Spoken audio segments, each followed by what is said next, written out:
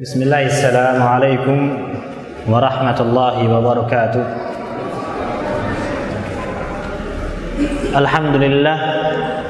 Alhamdulillahilladzi hadana lihada wa ma kunna linahtadiya laula an hadana Allah. Asyhadu an la ilaha illallah wahdahu la syarika lah wa asyhadu anna nabiyyana wa habibana Muhammadan abduhu wa rasuluhu la nabiyya wa la rasula ba'dah. Qala Allah jalla sya'nuhu ya ayyuhalladzina amanu taqullaha haqqa tuqatih wa la tamutunna illa wa antum muslimun. Baik. Hayyakumullah. Pada kesempatan yang berbahagia ini alhamdulillah kita masih diberi kesempatan Allah Subhanahu wa taala untuk duduk di majelis ilmu meskipun dalam kondisi yang kurang mendukung dari segi kesehatan. Alhamdulillah selama kita masih menjaga protokol kesehatan, semoga kita selalu dijaga oleh Allah Subhanahu wa taala. Dalam posisi hal yang seperti ini, patutnya kita sebagai umat kaum muslimin, kalau mau kita pikirkan, satu-satunya sebab kita terikat saat ini di sini adalah agama kita. Menjadi suatu sebab akhirnya kita saling peduli antar sesama kita adalah karena agama kita. Kenapa demikian? Karena biasanya sosial itu, suatu perhimpunan itu dibangun di atas berbagai kepentingan. Di antaranya adalah kepentingan cuan atau duit. Nah, kalau nggak ada duitnya, maka solidaritas tadi akan berhenti. Kalau ada kepentingan suatu programnya selesai, maka ikatan tadi akan berhenti. Maka di sini ana berbicara satu-satunya kepentingan yang itu akan terus ada, kepentingannya itu akan terus saling terikat, dan ikatan itu akan selalu ada adalah ikatan agama. Di saat pandemi yang cukup menguji banyak kalangan, berbagai kalangan teruji dengan adanya pandemi ini. Gak hanya kalangan ke bawah saja, menengah ke bawah saja, bahkan rata-rata menengah ke atas juga terkena. Patut kiranya kita sesama kaum muslimin di sini adalah bijak dalam segala hal. Salah satu halnya adalah ketika kita harus saling berinteraksi antar kita, saling memotivasi. Kita tahu ujian tekanan yang diakibatkan efek serangan pandemi ini bukan hanya dari serangan ekonomi saja, tapi juga dari batin, serangan hati, ujian mental. Maka nggak sedikit ketika diserang dengan ujian ini, akhirnya kaum muslimin yang selama ini sudah mulai tenang agamanya, belajar agamanya sudah mulai istiqomah, akhirnya mulai merutul. Paling ringan adalah ketika dia sudah sering ngaji, sering beribadah, akhirnya beribadahnya berkurang gara-gara dia harus bekerja mencari ma'isyah lebih dari sebelum ada pandemi. Akhirnya dirinya tersibukkan dari menuntut ilmu. Itu paling ringan. Yang berbahaya, dan mungkin akan ada yang lebih berbahaya, adalah ada pada satu titik seorang muslim capek dari imannya. Saya itu sudah sholat, saya itu sudah puasa, saya itu sudah taat. Kok Allah Subhanahu wa ta'ala masih angkat uang saya? Kok Allah belum kasih saya yang kecukupan? Kok Allah masih beri ujian ini dan itu? Maka pada titik ini, apakah Allah salah? Apakah Islam yang dia anut salah? Apakah seorang dai yang mengenalkan Islam kepada dia salah? Tentu tidak. Kesalahannya ada pada siapa? Kepada ketiadaan faham dia akan kondisi dia. Bisa jadi dia tahu, tapi lupa karena tekanan ini. Bisa jadi sebenarnya dia sedang ingat, tapi sedang tidak kuat untuk mengingat. Sering pada satu kondisi, ketika kita dihadapkan pada perkara, satu hal, kita tahu jalan keluarnya, kita tahu harus bagaimana, tapi karena tekanan itu besar, tidak ada keberanian kita untuk jalan melangkah menuju jalan keluar tadi. Salah satunya adalah ketika tekanan pandemi ini. Maka apa yang dibutuhkan sesama kaum muslimin di sini? Jangan segan-segan untuk saling memotivasi, saling menasehati, saling mengingatkan. Maka di sini sebenarnya amar ma'ruf nahi munkar, saling menasihati dalam perkara agama itu bukan tanggung jawab orang yang dipanggil guru saja, orang yang dipanggil ustadz saja. Masing-masing kita sebagai seorang muslim itu harus saling mengingatkan, saling menguatkan. Beberapa bulan yang lalu kita diuji ukhuwah kita. Kenapa? Dengan dilarangnya sholat berjamaah. Padahal salah satu sebab hati kita menguat adalah ketika kita berangkat ke masjid bertemu dengan saudara seislam, saudara seiman. Meskipun nggak ngobrol, nggak saling bercengkrama, ketemu saja berjabat tangan, kemudian sholat berjamaah, itu menguatkan iman kita. Dan qaddarallahu wa masya'a fa'al, kita diuji dalam hal itu. Sadar atau tidak sadar, itu sangat berpengaruh kepada mentalitas keimanan kita. Buktinya apa? Ketika pertama kali diizinkan new normal kembali sholat berjamaah di masjid, hari pertama mungkin kita akan semangat. Karena kenapa? Kita rindu untuk sholat di masjid. Tapi bisa jadi di hari kedua, hari ketiga dari new normal, kita sudah merasakan berat berangkat ke masjid. Kenapa? Karena kebiasaannya sudah sholat di rumah. Kalau sholat di rumah itu ya terserah kita waktunya. Sholat zuhur jam 12 ya nanti sampai kadang-kadang mepet waktu asar. Sedangkan harus berangkat ke masjid, harus ikut waktu yang sudah ditentukan. Itu berat. Itu menunjukkan apa? Sebenarnya hati kita itu sudah kena dampak efek dari kita jauh dari saudara kita kaum muslimin, terpisah karena pandemi. Efeknya besar. Bi'ah, lingkungan itu dalam tarbiyah paling memegang peranan paling besar. Itulah kenapa Rasulullah SAW ketika hijrah ke Madinah, apa yang dilakukan? Mengikat masing-masing dengan persaudaraan. Supaya apa? Ikatan bi'ah itu semakin kuat. Antum belajar apapun dalam urusan agama atau bahasa, sebenarnya bukan teori yang antum pelajari yang paling berperan penting dalam kemampuan antum, tapi adalah ketika antum mau mempraktekkan dengan sekitar antum.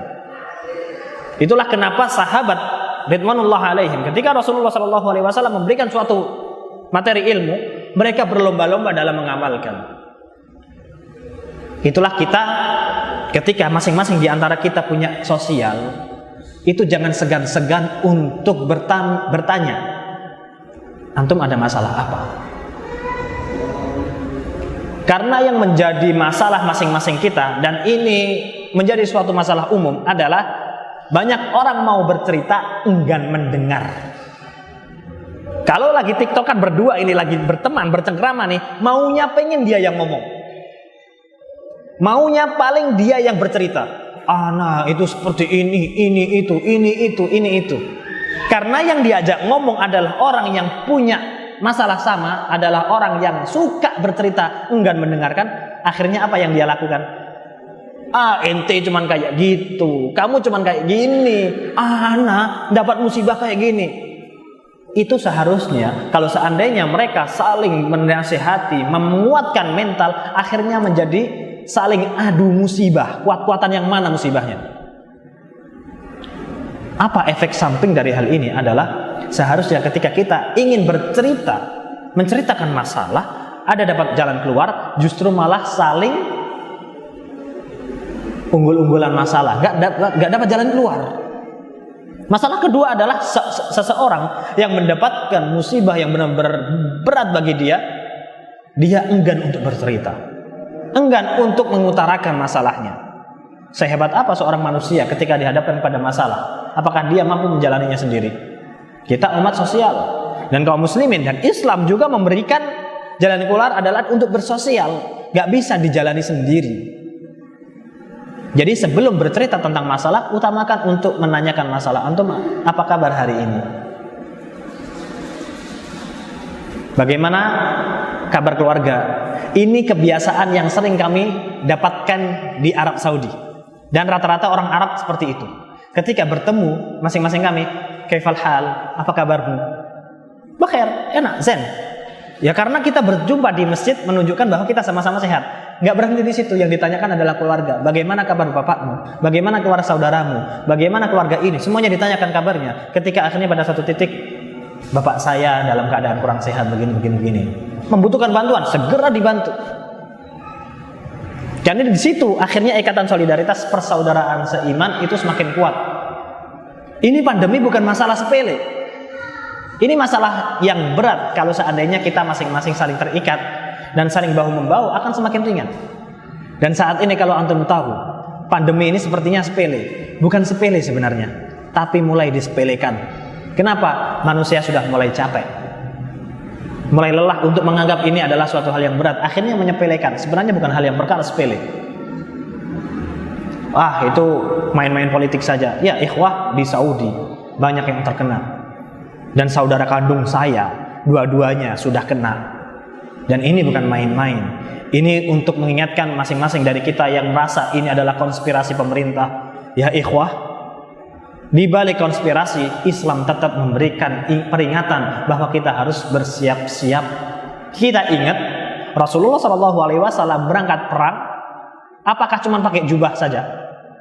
Peperangan itu konspirasi yang paling parah dari konspirasi adalah peperangan. Di situ adalah banyak tipuan-tipuan bagaimana orang bisa memenangkan peperangan. Apakah Rasulullah ketika berangkat perang, ini cuma konspirasi, ana berangkat dengan perlindungan Allah, ana sebagai Rasulullah berangkat tangan kosong? Enggak. Rasulullah tetap berangkat dengan pasukan lengkap, dengan senjata, bahkan double baju perangnya. Oke lah, kalau memang ini adalah konspirasi, maka Islam memerintahkan kita untuk selalu menjaga diri kita dalam hal kesehatan dan keyakinan kita. Dalam hal nasihat, Rasulullah SAW memperingatkan hati-hati.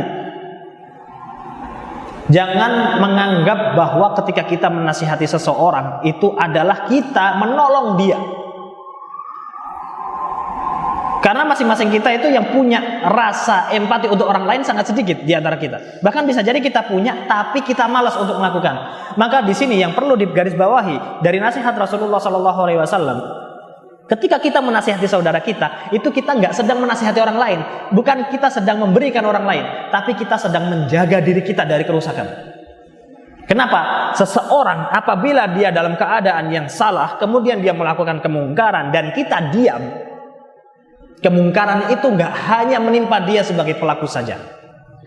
Pelaku itu juga akan menyerang kita. Contohnya, satu orang ketika dia sudah menganggap COVID ini adalah main-main, akhirnya dia nggak memperhatikan protokol kesehatan. Kemudian dia wal'iyadzubillah, qadarallahu ma syaa fa'al, kena. Apakah yang kena sakit cuman dia? Keluarganya kena. Dan nggak menutup kemungkinan kita yang dekat dengan dia juga akan kena. Itu salah satu contohnya. Wah, bahasnya COVID mulu. Jangan-jangan ini anteknya pemerintah. Ya ikhwah, dalam segala hal. Contohnya apa? Rasulullah menggambarkan seseorang yang naik kapal. Yang satu di atas, yang satu di dek. Ya gerombolan ya. Ada segerombolan kaum muslimin. Bukan kaum muslimin ya, wallahu alam ya, manusia lah. Ini yang digambarkan Rasulullah dalam hadis masyhur, hadis Safinah. Gerombolan ini mereka berunding. Yang satu dapat di atas, yang satu dapat di bawah. Nah, yang di atas mereka kan butuh air minum. Kalau butuh air minum ngapain? Tinggal ngambil air. Di atas mereka bisa ngelihat laut. Yang di dek mereka nggak bisa ngambil air. Akhirnya mereka kalau butuh air untuk minum, untuk kebutuhan mereka, mereka harus naik. Naiknya itu kenapa? Ganggu yang di atas. Jadi masalahnya kami ini kan penduduk bawah, penduduk dek. Kok kita masih ganggu jatahnya orang atas? Kita harus melewati jatah atas untuk ngambil air yang itu kebutuhan kami, kata orang-orang bawah.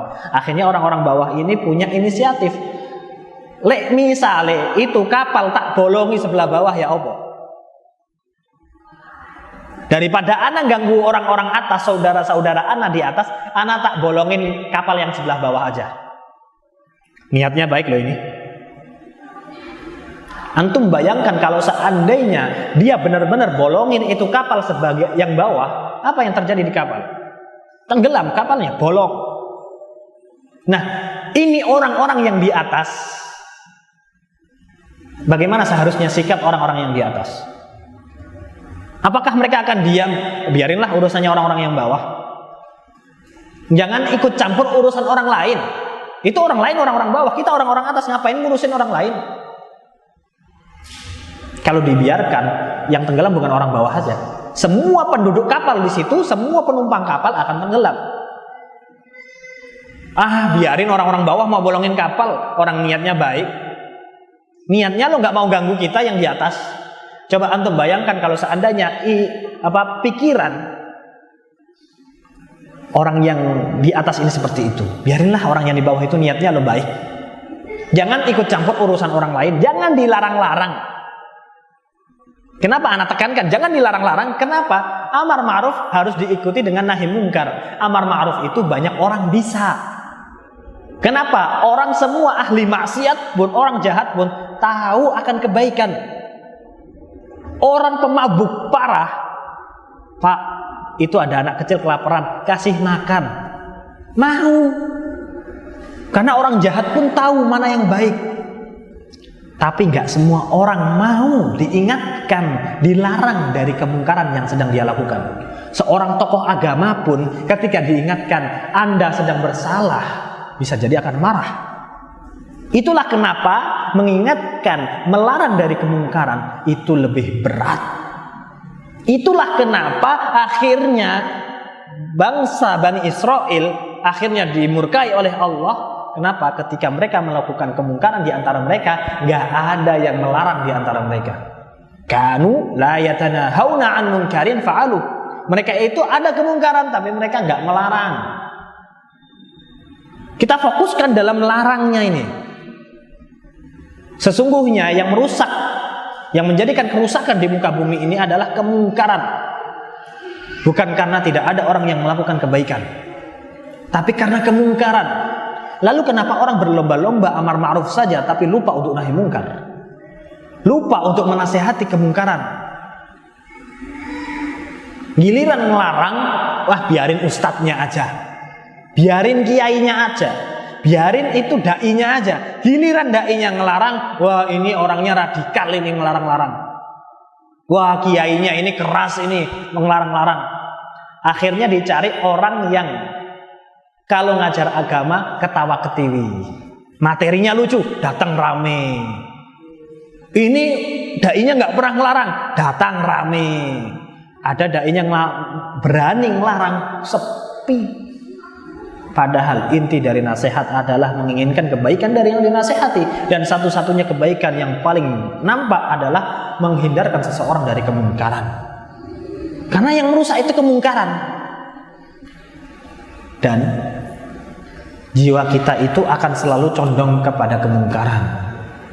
Itulah kenapa nasihat untuk menghindari kemungkaran itu lebih susah. Jadi ketika ada seseorang membutuhkan nasihat dari kita, itu berarti mengharapkan kebaikan. Jangan dianggap enteng. Salah satunya tadi adalah ketika ditanya, ya akhi, ana membutuhkan hal ini. Berikan nasihat. Jangan justru malah diadu. Ente masih mending. Itu salah satu kebiasaan di antara kita. Gak mau nasihat tapi malah mencerca, menganggap enteng. Ente itu masih di sini. Ujian yang ente jalani itu masih enteng. Jangan dianggap berat. Justru sebenarnya orang itu dalam keadaan butuh nasihat. Kita kuatkan ikatan kita masing-masing kaum muslimin. Nah, dalam memberikan nasihat ini, apakah serta-merta kemudian kita semuanya boleh berbicara tentang agama? Kan demi nasihat. Bolehkah masing-masing kita akhirnya mendakwahkan agama yang sudah kita miliki? Kita masuk level yang kedua adalah salah satu yang mengakibatkan kemungkaran tersebar ketika orang yang nggak tahu akhirnya berbicara tentang suatu hal yang tidak dia ketahui. Maka hendaklah suatu kebijakan seseorang ketika dia memang mau menasihati yang memang dalam ranah pengetahuan dia. Antum insya Allah tahu dalam hal COVID ini ya, contohnya yang kita ambil contoh di awal-awal lulu COVID, antum akan banyak menemukan tiba-tiba saudara antum, family antum, kenalan antum yang memang sebenarnya dia itu bukan siapa-siapa, tiba-tiba menjadi dokter dadakan di grup WhatsApp biasanya. Antum biar gak kena COVID, antum minum ini, antum makan ini, antum minum garam, antum makan gula ini, campur ini, campur ini. Orang-orang biasa tiba-tiba menjadi dokter dadakan. Apakah ini mujarrab? Wallahu a'lam bishawab. Bisa jadi dia cuma dapat dari konten yang sama dari share-sharean WhatsApp. Ini dalam hal kesehatan. Ketika seseorang akhirnya mulai berbicara bukan pada ranah pengetahuannya, apakah ini aman atau berbahaya? Berbahaya. Pertama, kemungkaran itu dibiarkan nyebar. Kedua adalah dia memaksa kebaikan, menyebarkan kebaikan tapi bukan sesuai dengan batasan yang benar. Ini kalau dalam kesehatan. Lalu apa kabarnya kalau seandainya yang dibicarakan adalah perkara agama? Dalam kondisi tertentu, apalagi kemarin itu kita akhirnya menemukan fikih yang cukup hangat.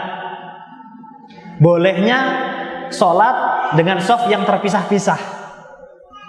Mungkin sebagian ikhwah ada yang sudah terbiasa dari zaman sebelum ada pandemi, sholatnya nggak pernah rapat shafnya. Itu mungkin nggak masalah. Tapi ada sebagian ikhwah yang sebelum ada pandemi terbiasa sholatnya harus rapat. Rapat itu sebenarnya rapat biasa ya. Ini rapatnya yang harusnya kakinya harus benar-benar sampai tumitnya ketemu. Wah, ini orang-orang yang kayak gini nih biasanya kasihan. Sholat kok nggak boleh rapat shafnya, batal sholatnya. Anda pernah dengar ini? Ada orang yang menganggap shaf akan batal, sholat akan batal ketika shafnya renggang. Akhirnya kemudian muncullah persepsi-persepsi. Daripada memaksakan sholat berjamaah di masjid, ya sholat di rumah masing-masing saja dengan saudaranya, yang penting bisa rapat. Ini akhirnya mulai bermunculan orang-orang yang berbicara tanpa agama, tanpa ilmu. Kalau seandainya dia berbicara dengan mulutnya sendiri, didengarkan dengan kupingnya sendiri, aman. Masalahnya dia berbicara dalam tulisan yang mana yang membaca adalah orang banyak. Kemudian yang dikritisi adalah para ulama yang sudah memberikan fatwa. Negara Saudi mengeluarkan fatwa boleh sholat jamaah di masjid dengan merenggangkan shaf. Fatwa MUI Indonesia boleh sholat merenggangkan shaf. Yang membantah adalah anak-anak ABG yang baru megang HP. Dan itu kemudian dipanas-panasi, disebarkan sama bapak-bapak yang belum paham betapa jahatnya media sosial. Kenapa? Karena bapak-bapak sebelum pandemi nggak pernah megang HP. Karena pekerjaannya, pengajiannya harus di HP, akhirnya bapak-bapak pada beli HP. Nah, di situ akhirnya melihat, wah, banyak ternyata perbincangan-perbincangan di media sosial yang hangat. Padahal di situ yang jawab antara bapak-bapak sama anak ABG, anak 10 tahun, sama tulisannya. Itulah bahaya. Kita kemarin sangat melihat betapa banyak orang-orang yang ditampilkan, yang bisa kita lihat langsung orang yang berbicara tanpa ilmu dalam segala hal ranah, dari bisnisnya sok tahu, kesana kemari berbicara tentang bisnis, tapi di sana ternyata dia keliling tadi cari duit. Kesana kemari menasihati, ayo kita berbicara tentang bisnis supaya ekonomi kita bisa naik. Dia sendiri keliling cari duit. Kemudian berbicara tentang agama, wallahu a'lam bishawab, apa latar belakangnya? Kalau dalam hadis itu bisa tiba-tiba mungkar, bisa-bisa menjadi dhaif. Kalau seandainya dia sahih, tapi kekuatan derajatnya itu, misalkan kekuatan derajatnya 1, dia memiliki 1 perawi saja, sahih, bagus. Ada hadis yang lebih sahih, perawinya 3 orang 4 orang. Yang ini, yang benar ini, kok nyerang yang lebih kuat? Ini sama-sama sahih, kok nyerang yang lebih kuat? Yang ini bisa langsung diingkari. Kenapa? Dia menyelisihi ma huwa ashah minhu, menyelisihi yang lebih kuat. Bisa-bisa turun dia ke hasan, atau bisa malah turun dia ke dhaif, diingkari. Lalu bagaimana kabarnya dengan kita yang bukan siapa-siapa, kemudian di media sosial berani membantah fatwa para ulama yang memang mereka berkompeten dalam hal ilmu. Kita lihat kemarin bagaimana betapa banyaknya orang-orang yang tak berilmu mulai berbicara di muka publik.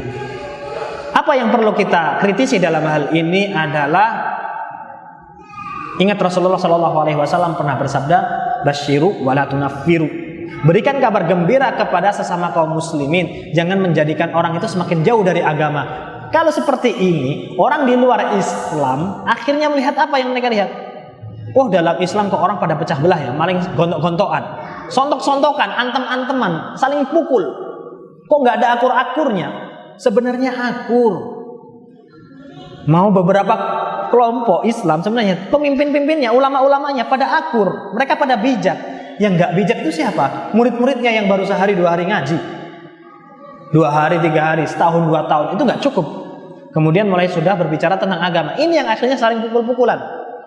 Nah, ini yang menjadikan orang-orang itu akhirnya menjauh dari hidayah, menjauh dari Islam. Islam yang rahmatan lil alamin, dijanjikan Rasulullah sebagai rahmatan lil alamin, yang diambil ini loh, mananya rahmatan lil alamin, orang sama saling pukul, saling hantam. Akhirnya seperti seolah-olah kita nggak ada kerukunan sama sekali. Akhirnya yang dicap siapa? Islam. Mau nggak mau, wah saya kan berbicara dengan pemahaman saya sendiri. Ya ikhwah, al muslimu mir'atul muslim. Seorang muslim itu adalah cerminan muslim yang lainnya. Mau nggak mau, ketika kita berseragam Islam, mau nggak mau, ketika kita berbicara tentang Islam, kita itu sedang mewakili sekian ratus ribu pemeluk agama Islam. Nggak bisa kita egois berbicara bebas tentang Islam dengan kemauan kita sendiri. Ingat, Islam itu bukan cetakan agama yang memang dicetak untuk kita seorang. Itu adalah agama semua bangsa. Ketika kita nyalah, bersalah dalam berbicara, bersalah dalam bersikap, yang disorot adalah seluruh kaum muslimin. Kita patut berhati-hati dalam hal itu, dalam ucapan, dalam sikap. Nggak heran sekarang kalau antum lihat sekitar apa yang menjadi image Islam di kalangan orang-orang non-muslim. Keras, radikal, penuh permusuhan. Memang di situ ada jasa-jasa orang-orang yang memang membenci Islam, yang memperkeruh, yang merusak citra Islam. Tapi nyatanya fitnah-fitnah orang yang membenci Islam itu didukung dengan perilaku-perilaku oknum kaum muslimin. Dengan berbicara keras lantang di sana ngomong sana, di sana ngomong. Padahal dalam berkata tentang kebenaran saja kita patut memiliki filter. Di antara hikmah dalam menyampaikan nasihat, hikmah bijaksana dalam menyampaikan suatu nasihat supaya kita bisa memberikan kabar gembira, jangan memberikan kabar yang membuat orang lari, adalah tepat sasaran, sesuai dengan audien. Meskipun kita memiliki kebenaran, yang mana kebenaran itu adalah milik semuanya, kalau tidak sesuai tepat sasaran, itu bisa membuat orang akhirnya lari dari kebenaran. Semua kaum muslimin di sini semuanya Islam, dan ana memiliki kebenaran. Kemudian ana menyampaikan kepada antum yang mana kebenaran itu adalah menyinggung privasi antum, menyinggung pribadi antum, atau menyinggung pendapat antum yang tidak sependapat dengan ana. Apakah antum akan tetap mau mendengarkan ana? Yang mana di situ cara ana dalam menyampaikan adalah ana menyalahkan antum, ana menyudutkan antum. Antum punya pendapat dari guru agama spiritual antum yang sudah antum anut sejak kecil. Tiba-tiba ana yang enggak antum kenal, ana mengatakan antum ahlil bid'ah, musyrik antum, enggak diterima amalan antum, wah masuk neraka antum. Marah enggak antum? Emosi enggak? Jadi salah satu bijaksana dalam menyampaikan nasihat adalah tepat waktu, tepat sasaran, dan tepat dalam tempat. Gak semua orang bisa dinasihatkan seperti itu. Lihat bagaimana Rasulullah SAW dalam berdakwah, gak semuanya tentang berbicara di masjid. Rasulullah berdakwahnya door to door, sampai sembunyi-sembunyi. Nah, kita kan gak di zamannya Rasulullah, kita zamannya berbeda. Rasulullah itu sudah didesain, disetel sedemikian rupa oleh Allah. Untuk apa? Qudwatan hasanah lana, sebagai qudwah untuk kita. Bagaimana Rasulullah dalam posisi tertentu dalam berdakwah dari pintu ke pintu, sampai Umar dan Hamzah menanyakan, ya Rasulullah, kan kita dalam keadaan dakwah bener, agama yang kita dakwahkan kan bener, ngapain harus sembunyi-sembunyi kayak maling? Biasanya orang yang sembunyi-sembunyi itu adalah orang yang jahat. Tapi kondisinya saat itu adalah yang berkuasa adalah yang jahat. Maka orang yang baiklah yang dibungkam. Akhirnya Rasulullah berdakwah dengan diam-diam. Sampai akhirnya Hamzah dan Umar menyuarakan Islam dengan terang-terangan. Itu hikmah, itu bijak. Salah satu contoh yang Rasulullah Allah Subhanahu wa taala perintahkan, berikan contoh yang bisa kita ambil hikmahnya adalah antum tahu bagaimana sombongnya Fir'aun, bagaimana kafirnya Fir'aun, bagaimana Fir'aun yang membunuh Bani Israel. Bani Israel itu adalah kaum muslimin zaman itu. Ketika itu kaum musliminnya adalah Bani Israel dalam nasab, yang mana mereka memiliki para nabi. Mereka membunuh Bani Israel, mereka menindas Bani Israel, mereka menjajah Bani Israel. Si Fir'aun ini kemudian diingatkan sama Fir'aun tentang Tuhannya. Fir'aun mengatakan apa? Ana rabbukumul a'la, akulah Tuhanmu yang paling tinggi. Fir'aun ngomong kayak gini. Apa yang kata Allah Subhanahu wa taala? Katakan untuk Musa, berangkatlah kepada Fir'aun, faqula lahu qawlan layyinan la'allahu yatadhakkaru aw yakhsha.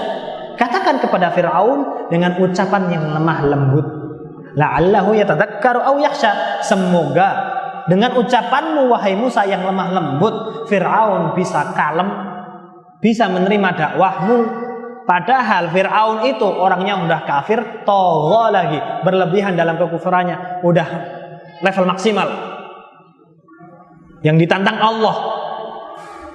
Pernah naik kepada bangunan, naik ke puncak, dia memanah langit. Aku sudah membunuh Allah, kata dia. Sombongnya sampai tingkat itu, elit. Tapi apa kata Allah kepada Musa? Waqula lahu qawlan layyina, ngomongnya yang lembut. Begitu pula Allah Subhanahu wa taala memerintahkan kepada Nabiullah Muhammad sallallahu alaihi wasallam dalam hal bijaksana. Kalau mau jidal, wajadilhum billati hiya ahsan. Kalau mau jidal yang baik, yang tenang, yang santai. Padahal itu mukhatabnya siapa yang diajak ngomong? Orang Yahudi. Orang Yahudi itu siapa? Orang Yahudi itu orang-orang yang punya track record terbanyak membunuh para nabi. Nabi yang dibunuh, Pak. Kemungkarannya itu sudah elit. Nabi yang dibunuh. Dan Rasulullah berkali-kali mau dibunuh, tapi Allah masih dilindungi. Kata Allah, meskipun engkau wahai Rasulullah dan kaum muslimin di atas kebenaran, wajadilhum billati hiya ahsan. Dalam mengajak mereka dalam kebijaksanaan, mengajak mereka dalam kebenaran dengan hikmah, pelan-pelan, dengan cara terbaik. Jadi jangan sampai kita sebagai kaum muslimin yang ngakunya rahmatan lil alamin dalam menyeru kebenaran justru malah bukannya menunjukkan sikap yang lemah lembut kepada sesama kaum muslimin, kepada non muslim harus lemah lembut, ini sesama kaum muslimin malah saling sekut. Yang di sana ditendang, yang sana disalahkan, yang sana menyebutkan merek ini salah. Belum lagi nanti kajiannya dibubarkan. Ini rahmatan lil alamin dari sebelah mananya? Ingat kebijaksanaan. Cara dalam, meskipun harus debat, meskipun harus diskusi, itu dengan cara yang terbaik. Itu bagaimana kita jangan sampai menjauhkan orang dari agama ini yang penuh rahmatan lil alamin. Salah satu contoh di antara sikap Rasulullah sallallahu alaihi wasallam yang bisa kita ambil kisahnya adalah Rasulullah sallallahu alaihi wasallam meskipun di atas kebenaran tidak serta-merta merubah kebiasaan kaumnya. Ketika Rasulullah sallallahu alaihi wasallam Fathul Makkah, Rasulullah melihat mana yang menjadi kemungkaran terberat adalah kesyirikan. Ya udah, itu aja yang dibinasakan. Berhala-berhala. Dari hal kesalahan yang mana itu tidak terlalu fatal, Rasulullah menunda. Dalam hal apa? Bangunan Ka'bah. Antum tahu kalau antum melihat sirah nabawiyah, Mekah pernah terjadi banjir yang akhirnya Ka'bah hancur. Rasulullah ketika itu usianya sekitar 35 tahun. Akhirnya kaum musyrikin mereka berbondong-bondong membangun Ka'bah. Mereka menyaratkan untuk pembangunan ini dananya harus dari dana yang suci, dana yang nggak ada ribanya, nggak ada dari hasil ngerampok, nggak ada dari hasil mencuri, harus dari harta yang suci. Akhirnya terkumpullah dana, yang mana dana tadi nggak mencukupi pembangunan. Akhirnya mereka ngebangun, karena mereka kan aslinya Ka'bah itu sebenarnya cuma 1,5 meter setinggi manusia. Yang itu mengakibatkan akhirnya simpanan harta yang disimpan di Ka'bah, peninggalan dari zaman Ibrahim, banyak dicuri. Banyak dicuri, kenapa? Karena yaitu temboknya cuma sedikit. Akhirnya orang-orang Quraisy ketika itu meninggikan bangunan menjadi yang sekarang ini. Tinggi banget itu kan, sampai 3 meter. Lebih kayak 3 meteran. Segini ada 3 meter Pak ya. Ternyata duitnya kurang, karena uangnya uang halal. Dan mereka ketika itu orang Quraisy memang bukan orang-orang yang kaya. Dan orang-orang yang kaya ya ada yang pakai cara mungkar lah istilahnya, cara jahat dalam mengumpulkan harta. Dan itu gak boleh dipakai untuk Ka'bah. Akhirnya yang harusnya Ka'bah itu bentuknya itu memanjang, bentuknya itu D, kotak, kemudian yang ini bulat.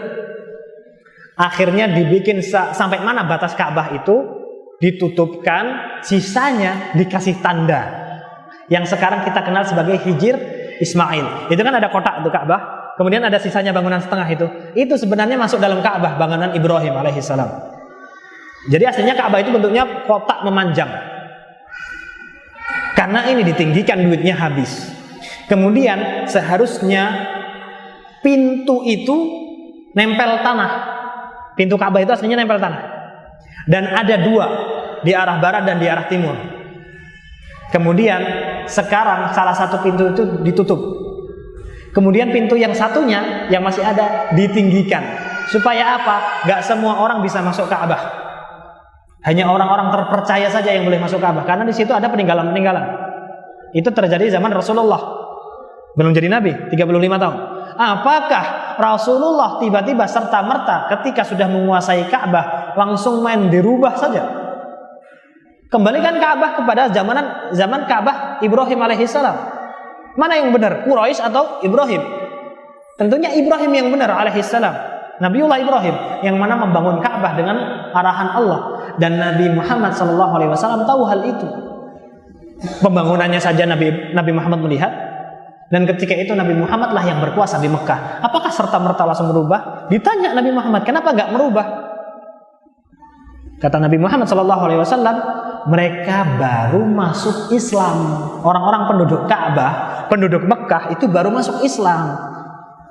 Jangan sampai saya sebagai penguasa baru tiba-tiba merubah tempat yang sakral bagi mereka, Ka'bah. Tiba-tiba main asal dirubah aja. Jangan sampai. Itu bisa bikin mereka semakin menjauh dari syiar yang seharusnya aku tekankan.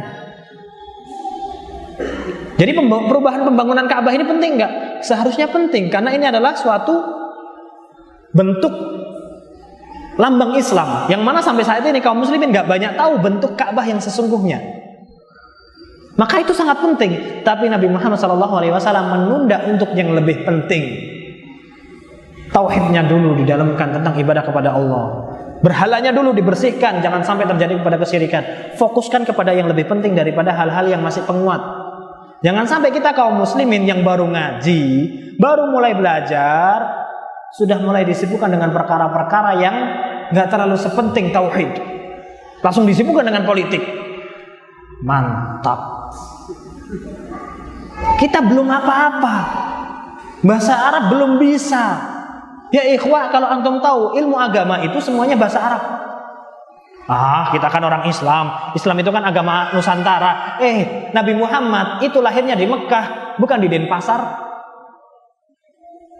Mau nggak mau itu hadisnya bahasa Arab. Para sahabat yang menafsirkan sabda Nabi bahasa Arab. Imam Bukhari, orang yang dari luar, Bukhara rahimahullah, datang menuntut ilmu, belajar pakai bahasa Arab, meriwayatkan hadis dalam Sahih Bukhari pakai bahasa apa? Pakai bahasa Arab, bukan pakai bahasa Bukhara. Dan sampai detik ini hadis tetap pakai bahasa Arab, Al-Quran tetap pakai bahasa Arab. Nah ini belum bisa bahasa Arab, belum paham tafsir, baca Al-Quran belum lengkap, hafalan masih juz 30. Ayo berbicara tentang kekuasaan, politik. Wal'iyadzubillah. Penting. Anak nggak nyepelekan, penting. Rasulullah juga mimpin Madinah sebagai raja. Sahabat Umar juga sebagai khalifah. Islam juga kuat dengan kekhilafahan. Oke, penting. Tapi ingat, Rasulullah pernah ditawari, ya Muhammad, kalau seandainya engkau mau jadi raja, mau jadi pemimpin kaum, jadi raja aja wis, tapi dengan syarat mandeko ngajar ngaji. Mandeko, berhentilah mendakwahkan Islam. Kamu jadi raja Mekah. Apakah omong kosong? Enggak. Antum tahu kan, Rasulullah SAW nasabnya adalah nasab para raja. Ketika Rasulullah mulai berdakwah, siapa rajanya? Abu Thalib, pamannya. Sebelumnya siapa? Kakeknya Abdul Muttalib. Sebelumnya buyutnya Hashim. Memang Rasulullah itu nasabnya nasab raja di situ. Gak usah Nabi minta kerajaan pun, Rasulullah pun akan dapat kerajaan, akan menjadi raja di situ. Tapi Rasulullah, kalau seandainya Rasulullah berpikiran berdakwah dari atas itu bisa lebih menang, berdakwah ketika punya jabatan, ketika punya kekuasaan itu lebih tepat, Rasulullah pasti akan terima itu jabatan. Tapi Rasulullah enggak. Rasulullah lebih mementingkan dakwah tauhidnya. Ajarkan tauhidnya. Antum tahu itu hukum-hukum, hukum hak, hukum zakat, hukum puasa turunnya di mana? Di Madinah. Itu setengah masa Rasulullah berdakwah. Setengah masa yang lainnya fokus ke tauhid di Mekah. Itu yang harusnya menjadi fokus kita. Kaum muslimin lemah, lihat tauhidnya. Kaum muslimin terbantai, lihat tauhidnya. Kaum muslimin mulai jauh dari agamanya, lihat tauhidnya. Anak-anak kaum muslimin sudah mulai gak berakhlak, mulai gak bermoral. Mereka yang dulunya ke masjid sekarang sudah mulai pakai video-video di Instagram, TikTok itu. Lihat tauhidnya. Anak-anak gak belajar agama, lihat bapaknya. Bapaknya paham agama gak? Bapaknya paham agama, bagus sholatnya, lihat pemahaman tauhidnya. Kembalinya semuanya ke tauhid. Itu kan zaman Rasulullah, dulu belum ada Islam. Sekarang kita sudah Islam kuat kok. Imam Ahmad bin Hanbal itu zamannya sekitar 100 tahun setelah Rasulullah wafat. Imam Ahmad itu di abad kedua, 200-an tahun, 230-an. Anak kurang tahu bid'ah. Dengan pastinya anak lupa, 130 atau 230 Hijriyah.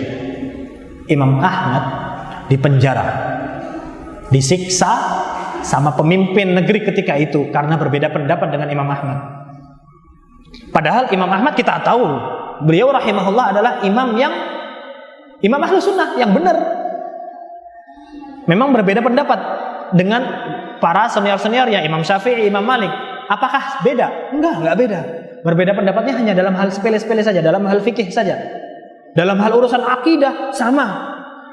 Dan ini Imam Ahmad diserang dalam hal akidah.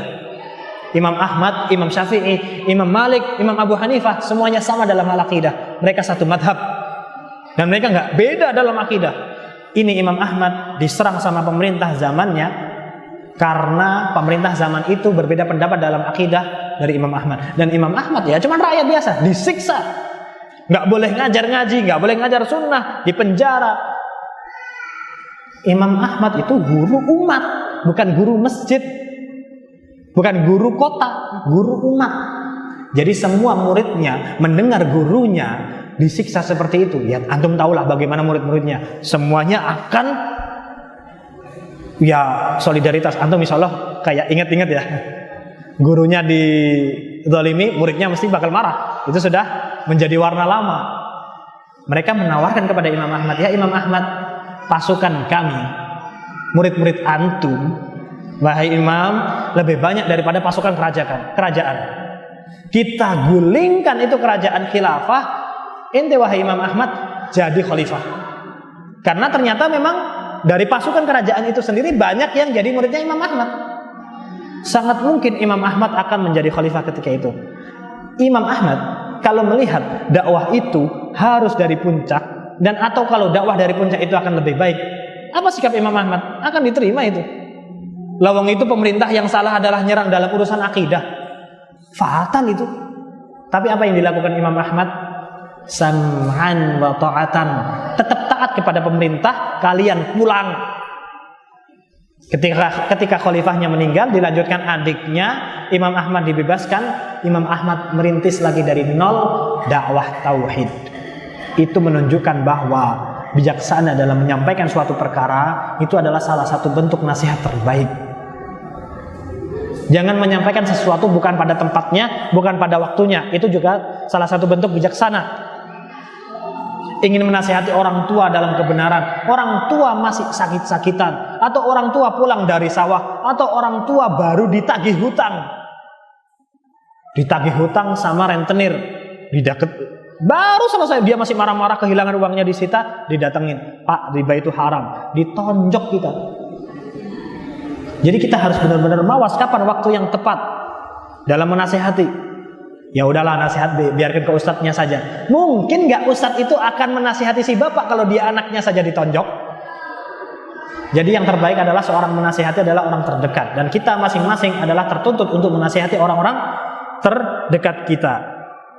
Itulah intinya adalah ketika kita harus berdakwah, memberikan skala prioritas dalam berdakwah, tingkatannya yang mana dulu.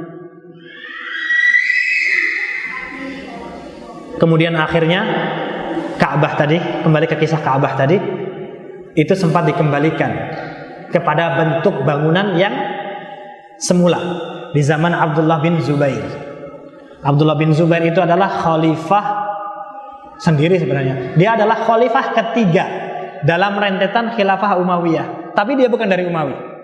Jadi khilafah Umayyah itu kan diambil alih sama siapa? Muawiyah bin Abi Sufyan. Wafat, dilanjutkan anaknya Yazid bin Muawiyah. Yazid meninggal, terjadi kekosongan khilafah. Akhirnya kepemimpinan kaum muslimin ketika itu diberikan kepada Abdullah bin Zubair, ulama Mekkah. Akhirnya semua kaum muslimin kembali kepada Abdullah bin Zubair, karena beliau adalah khalifah yang gak hanya negarawan tapi juga seorang ilmuwan, orang yang paham ilmu agama, merubah, mengembalikan Ka'bah, bangunan Ka'bah kepada bangunan zaman Ibrahim alaihissalam. Dan orang Mekah ketika itu ya oke-oke aja, karena orang Mekah ketika itu sudah pada berilmu, dan mereka tahu bahwa sejarah Ka'bah ini berubah di zaman kufar Quraisy, bukan dari zaman Ibrahim seperti ini bangunannya. Akhirnya bangunannya tetap tingginya tetap, tapi pintunya diturunkan sama Khalifah Abdullah ibnu Zubair. Pintu yang sebelah belakangnya dibuka lagi, dibikinkan pintu lagi, ditempelkan ke lantai. Kemudian yang sebelah Hijr Ismail dijebol, yang Hijr Ismail dimasukkan dalam bangunan Ka'bah. Jadi Ka'bahnya memanjang bentuk huruf D. Pintunya jadi 2. Ahli Mekah semuanya sudah tahu sejarahnya seperti itu. Abdullah bin Zubair terbunuh. Kenapa? Karena Yazid bin Muawiyah setelah wafatnya, khilafah kepemimpinan Umayyah dilanjutkan kepada sepupunya Muawiyah. Lupa namanya. Marwan al-Umawi. Kemudian Marwan ini yang menjadi khalifah merasa khilafah kaum muslimin terbagi menjadi 2 kekuatan. Akhirnya dia ingin menundukkan Abdullah bin Zubair, yang mengakibatkan akhirnya Abdullah bin Zubair terbunuh di tangan Hajjaj bin Yusuf dalam kisah yang masyhur. Nah, setelah itu oleh Amir Mekah, karena mendengarkan desas-desus kaum muslimin gak hanya dari penduduk Mekah saja, orang-orang yang mereka baru masuk Islam, orang-orang yang gak pernah mendengarkan sejarah Islam secara detail, orang-orang Syam, orang-orang Mesir, orang-orang Yaman, mendengar bangunan Ka'bah dirubah sama Abdullah bin Zubair, semuanya panas. Ini khalifah baru naik kok sudah merubah bangunan Ka'bah. Padahal ketika itu bangunan Ka'bah yang penduduk Mekah, mereka semuanya sudah paham ini adalah bangunan yang sesungguhnya. Akhirnya dirubah kembali sama, kalau nggak Marwan anaknya Abdul Malik bin Marwan, dikembalikan kembali semula dalam bangunan Quraisy. Dijadikan kotak lagi yang seperti sekarang ini, pintunya 1 ditinggikan, kemudian Hijr Ismail dikeluarkan dari Ka'bah. Setelah beberapa saat akhirnya Abdul Malik bin Marwan akhirnya tahu, oh ternyata Abdullah bin Zubair itu membangun Ka'bah dengan bangunan yang sesungguhnya. Apakah Abdul Malik ini salah? Tentunya tidak juga. Dia berijtihad. Kenapa bangunan yang sekarang itu Rasulullah ikut membangun? Dan Rasulullah ketika Fathul Makkah nggak merubah. Jadi membiarkan itu bangunan seperti itu adalah suatu kebijaksanaan. Ini adalah ya ijtihad antara ulama. Tapi intinya adalah memberikan sesuatu itu dengan waktu yang tepat, itu adalah waktu yang terbaik dalam menasihati. Ini sudah waktunya Isya ya. 2 menit lagi. Baik. Semoga yang singkat ini bisa memberikan manfaat bagi masing-masing kita.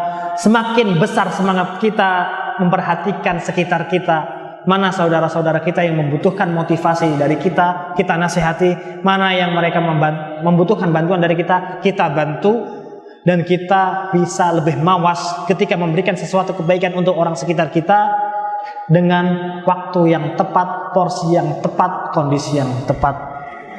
Nas'alullah taufiq was sadad. Subhanakallahumma wa bihamdika asyhadu an la ilaha illa anta astaghfiruka wa atubu ilaik.